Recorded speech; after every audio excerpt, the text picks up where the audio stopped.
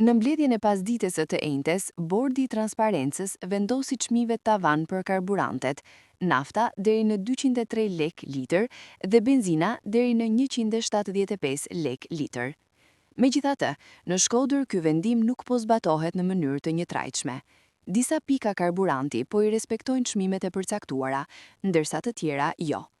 Edhe pse ka pasur një ulje të lehtë, shumë drejtues mjetesh vijojnë të furnizohen në Maltëzi, ku karburanti mbetet më i lirë.